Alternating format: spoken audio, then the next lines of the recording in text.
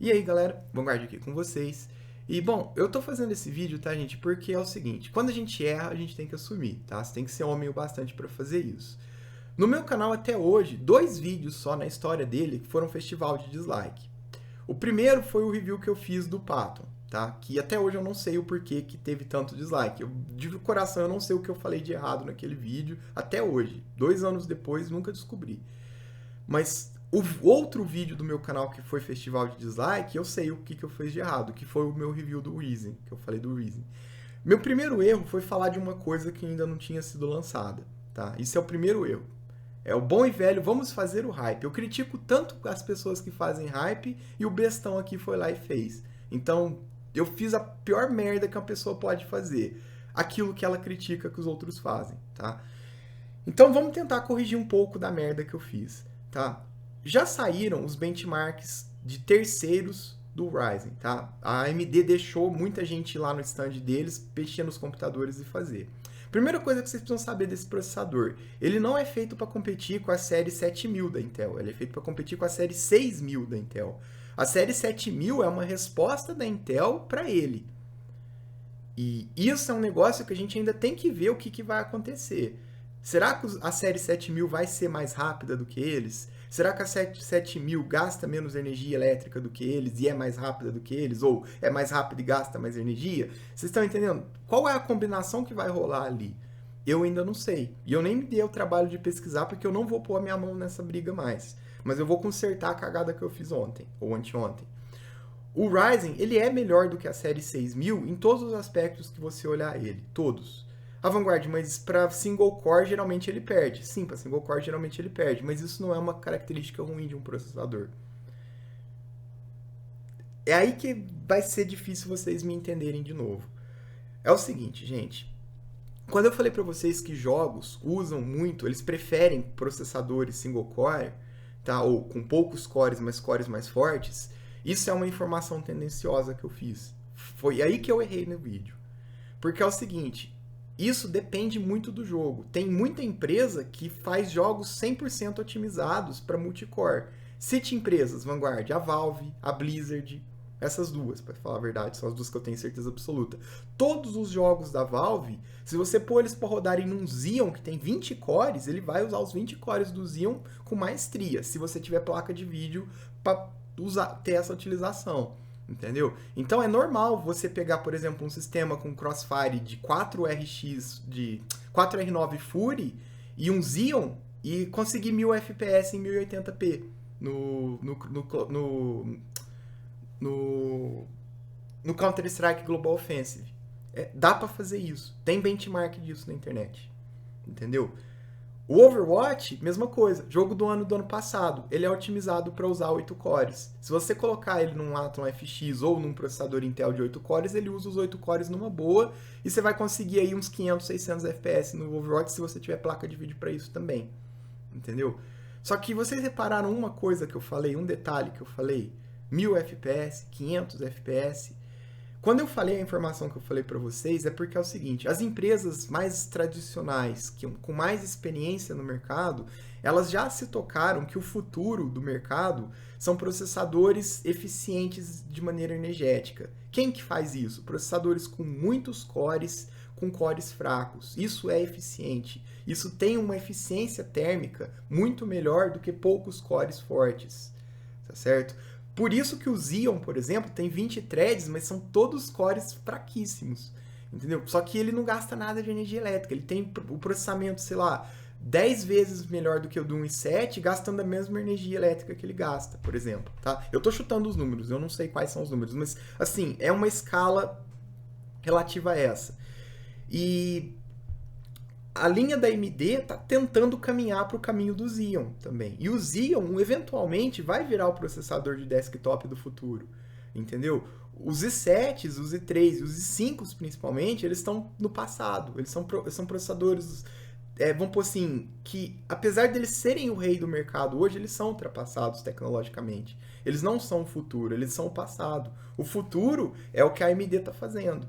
Entendeu? E a Intel provavelmente vai começar a responder para isso agora também. Só que tem um problema. Não adianta só as empresas que fazem processadores fazerem isso. As empresas que fazem jogos têm que fazer isso também, igual a Blizzard e a Valve estão fazendo. Mas toda empresa indie, quase, tá? Pra ser bem sincero, eu não conheço uma exceção disso, nem a Red Hook, que é quem faz o Darkest Dungeon, que é um jogo, nossa, levíssimo, que eu saiba, não é otimizado para usar multithread. Eu não consegui achar essa informação na internet. Se ele é, eu não achei a informação. Tá? Então eu não consegui achar informação de jogo indie nenhum.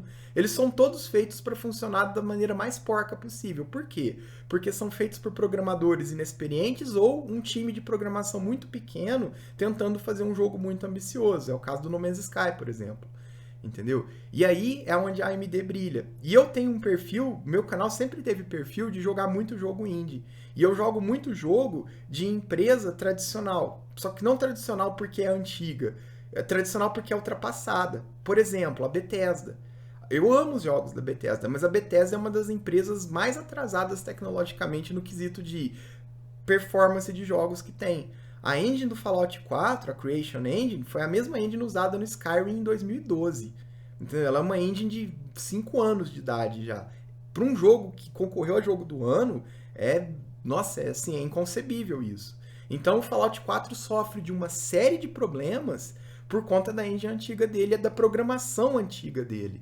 Entendeu? Tanto que eu falo pra vocês, ele não roda bem com Fury, ele não roda bem em Diamond City, o jogo não é nem um pouquinho otimizado, ele não roda bem em processadores multicore, entendeu? Porque ele é um jogo antigo. E ele ficou em segundo lugar no jogo do ano em 2015, ou 2016, 2015. Então, tipo, eu tenho tendência de olhar mais esses jogos, porque são os jogos que eu jogo, entendeu? Mas, por exemplo, se você é um cara que joga muita coisa da Valve e muita coisa da Blizzard, você vai achar que eu falei besteira mesmo. Porque se você joga esses jogos, eu realmente falei besteira. Aí é que é o problema, entendeu? Então, assim, quanto mais o tempo tá passando, mais o mercado tá orientando pro lado de usar muitos cores energeticamente eficientes, ou seja, fracos. Entendeu? É isso que o mercado está tendenciando. O mercado corporativo já entrou nessa onda faz tempo já. Hoje, se você pegar um SolidWorks, se você pegar um Adobe Premiere, se você pegar um Sony Vegas, se você pegar um Camtasia, o Bandicam, todos esses programas são otimizados para usar, se você pôr uns Xeon com 20 cores, eles usam os 20 cores numa boa, entendeu? Por quê? Porque isso é o futuro. Então as empresas já estão orientando para isso. Mas por que as empresas de jogos não estão fazendo isso? Porque as pesquisas da Steam mostram que as pessoas, a maioria, tem processadores dual core, por exemplo. Dual core, por incrível que pareça para vocês, o tipo de processador que mais impera na Steam é dual core, entendeu? Então, tipo, eu não lembro o número, mas é um percentual relativamente grande. O que menos tem é hexa-core e octa-core. São literalmente a menor porcentagem. Primeiro é dual, depois é quad, depois é single, aí vem 6 e depois vem 8, entendeu? Mas assim, 80% é dual ou quad. Então é lógico que as empresas vão fazer os jogos orientadas para funcionar bem nesses processadores. Porque é o que a maioria das pessoas tem, entendeu? E eles querem ter o melhor resultado possível para a maioria, porque é onde eles vão vender. É o mesmo caso do porquê que os jogos são feitos para funcionar bem nas GeForce e não nas Radeons. As Radeons não são piores do que as GeForce, elas são diferentes. Radeon, ela processa a textura muito bem, só que ela não é muito boa para processar polígono. A GeForce é o contrário, ela é péssima para processar textura, mas ela é muito boa para processar polígono. Aí você olha na pesquisa da Steam, 86% do mercado usa GeForce, entendeu? Resultado, você acha que as empresas que desenvolvem jogos vão otimizar os jogos deles para ter uma texturização, shader, essas coisas pesadas? Ou eles vão otimizar para ter número de polígono alto? Você não precisa ser muito inteligente para entender o porquê que o mercado está assim. Isso vai mudar com o tempo? Provavelmente sim. Por quê? Porque a NVIDIA vai mudar? Não. Porque placas que trabalham com textura em vez de polígono são melhores, elas conseguem resultados melhores. Não é à toa que as placas de vídeo, eu tenho uma Furiex justo por isso, porque para fazer edição de vídeo ela é monstruosamente superior às placas de vídeo da NVIDIA. Entendeu? Por quê? Porque para fazer rendering de vídeo em programas avançados como o Premiere, o que te interessa é praticamente só a texturização, você quase não usa polígono em rendering de vídeo, entendeu? Então, e por quê? Porque é muito mais vamos pôr assim, computacionalmente falando fácil, você fazer uma imagem 2D com uma textura, um desenho, do que você ficar fazendo um monte de triângulos e pintando esses triângulos para fazer os polígonos, entendeu? Você consegue imagens tão boas quanto, com a mesma impressão quanto, com um uso computacional mais leve. Tanto que na época, há muito tempo atrás, isso na época da 3DFX, eles estavam tentando mudar o número de polígonos para, acho que foi o Tekken, inclusive, que foi o jogo que fez isso. Para, em vez de usar triângulos, usar quadrados, porque era melhor para você fazer coisas redondas, entendeu? E acho que era o Sega Saturn que usava isso, eu não lembro. Eu li isso há muito tempo atrás. É coisa bem antiga já. Isso é tipo. É de 1998, 99, essa tecnologia. E não pegou, entendeu? Mas ela era muito boa. Você via a diferença da imagem. Eu vi isso num canal de review de vídeo antigo. Então, assim, sem devagar mais do que eu já estou devagando. O futuro é o que o Ryzen está fazendo, não é o que o i7 está fazendo, entendeu? O futuro é o Xeon, não é o i7.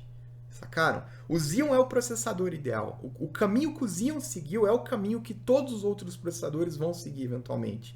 O lance é que a AMD foi muito audaciosa e fez isso antes da Intel fazer.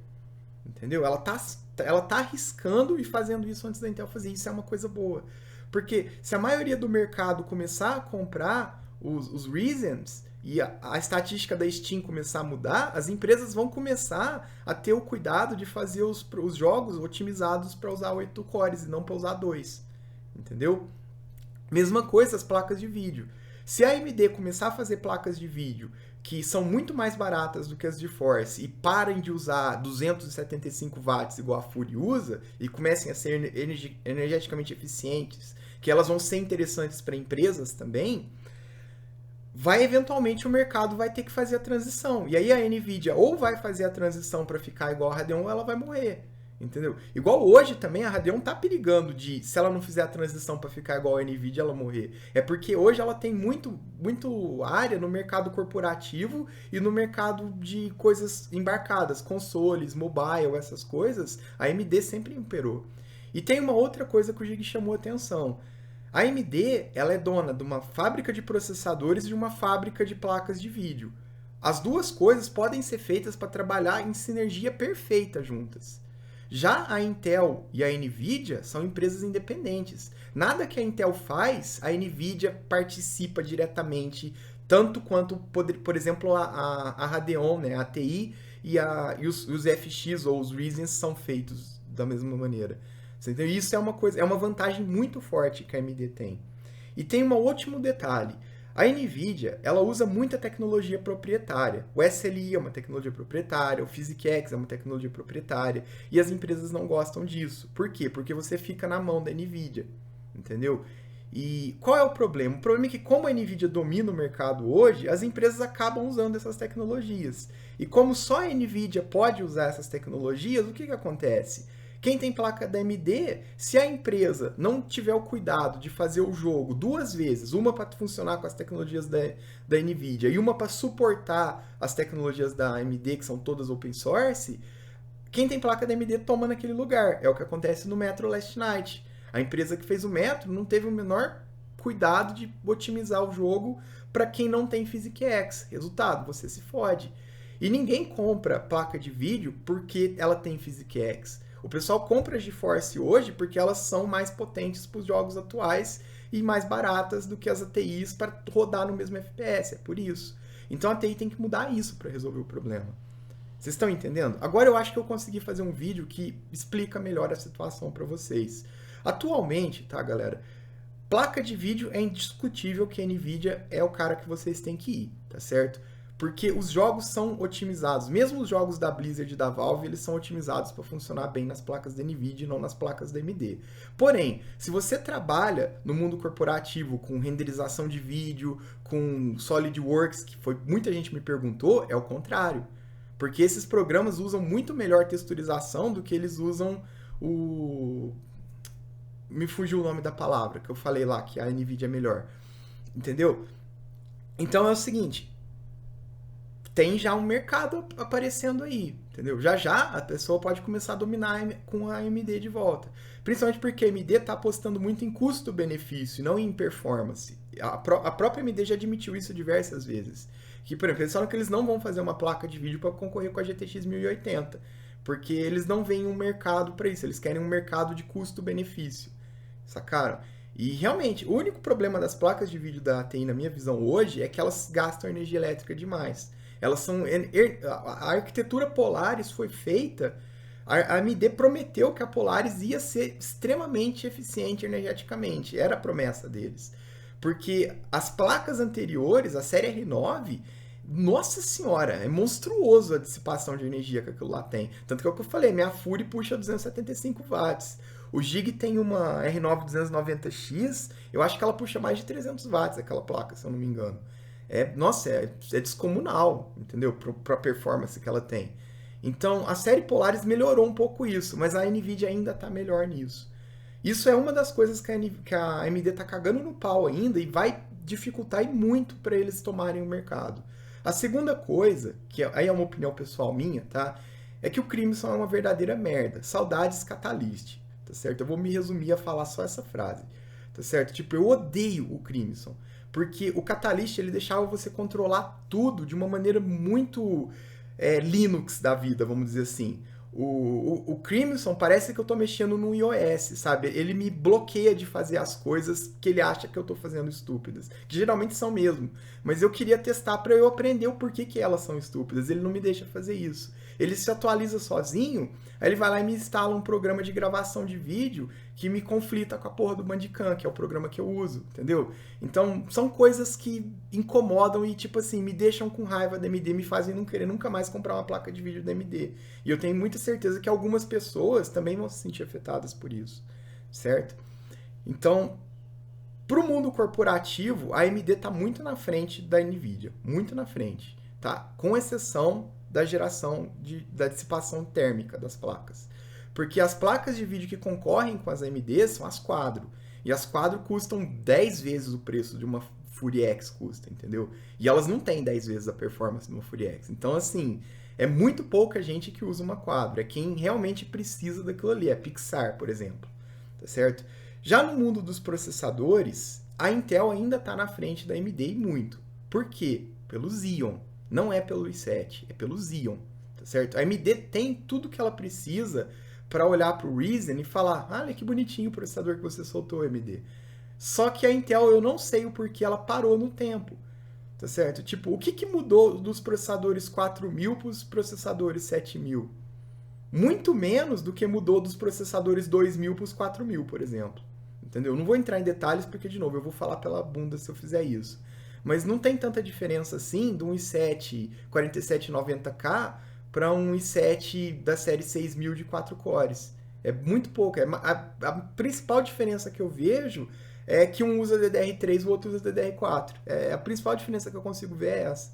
No mundo de jogos, tá, galera? Já no mundo corporativo são outros 500. Mas, de novo, no mundo corporativo, a não ser que você vá usar um Xeon, você usar os Atom FX, se você não se importar com o consumo de energia, eles sempre vão ser melhores do que os i7 para fazer rendering e essas coisas. Tanto que, assim, muita gente que faz live streaming, eles rodam os jogos em processadores da Intel, mas eles têm um processador secundário com coisas da AMD para fazer o rendering e jogar na live. Eu já vi muita gente fazendo isso. E eu sempre achei que era porque era mais barato. E aí o Gig me explicou hoje que não é por isso. É porque eles são mais eficientes no mundo corporativo. Tá? Então eu espero que com esse vídeo, tá, galera, eu tenha me redimido da besteira que eu falei no outro vídeo. Eu ainda acredito que é melhor você comprar o placa de vídeo da NVIDIA, tá? Isso eu tenho muita certeza.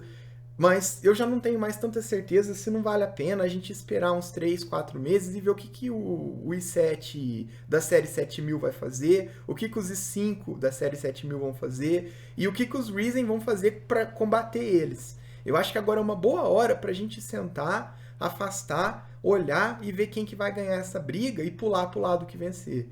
Porque a AMD tem tudo para vencer essa briga. Tá? Ela tem o suporte de algumas empresas muito fortes do mercado. A Valve e a Blizzard são as duas maiores empresas que eu conheço. Tá? Então, assim, tem tudo para dar certo.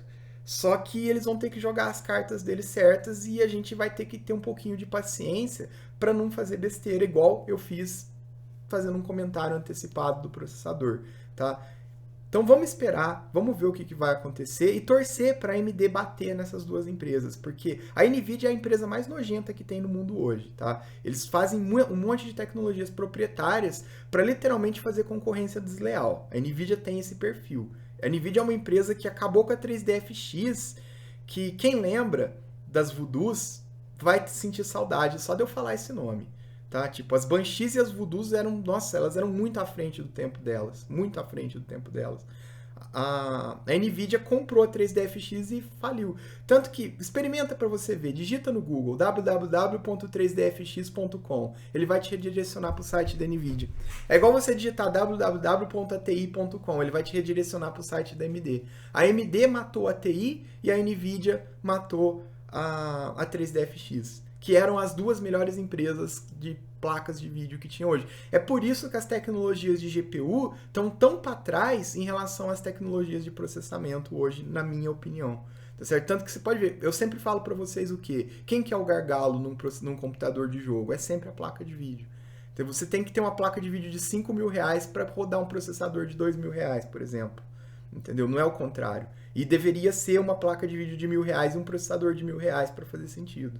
Entendeu? Então, quando a gente chegar... Tanto que a própria litografia dos processadores, acho que se não me engano está em 14 nanômetros, a das placas de vídeo, se eu não me engano, está em 22 na AMD e 24 na GeForce. Então, tá, eu posso ter errado um pouquinho o número, mas eu sei que do processador é menor. E isso é bom, é sinal de que a tecnologia dos processadores está mais avançada. Só isso aí já indica que a tecnologia dos processadores está mais avançada. Tá certo? Então vamos esperar, vamos ver. E sobre o vídeo, tá, galera, de o computador gamer de 2017, vai demorar bastante para esse vídeo sair. Porque agora é a pior hora do mundo para eu poder fazer ele. E eu vou explicar o porquê para vocês. Aliás, eu já expliquei o porquê para vocês. A gente está numa época de transição, tá? Se a TI mandar bem na próxima geração de placa de vídeo, eles têm tudo para desbancar as GeForces. Se eles mandarem bem na próxima geração do Polaris não, desculpa, do Ryzen, eles têm tudo para desbancar a Intel.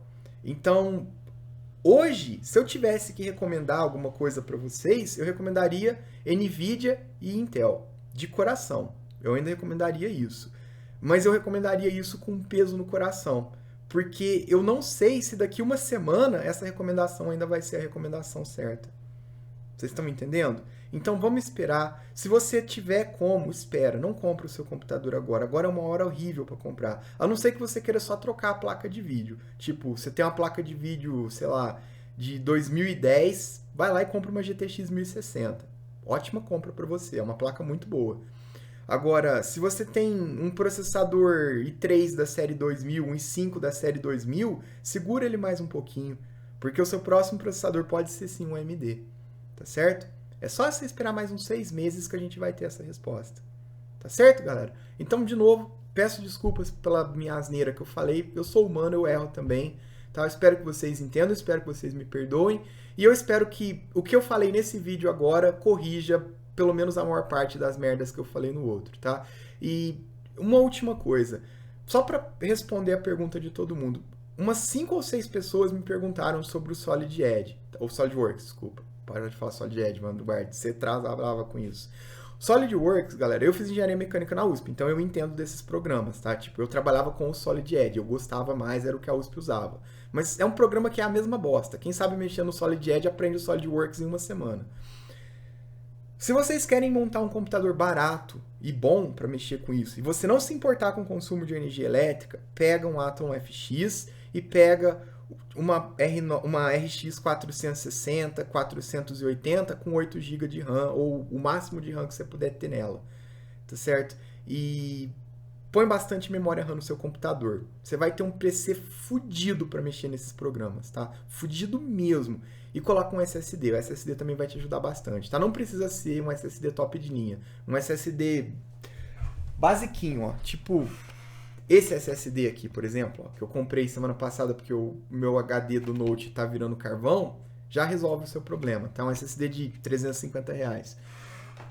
Então, tipo, façam isso, tá? E, de novo, peço perdão. Aquele abraço, muito obrigado pela sua audiência. E eu vejo vocês aí no PC do milhão pra gente fazer joguinhos de 2017 daqui a alguns meses. Aquele abraço, gente.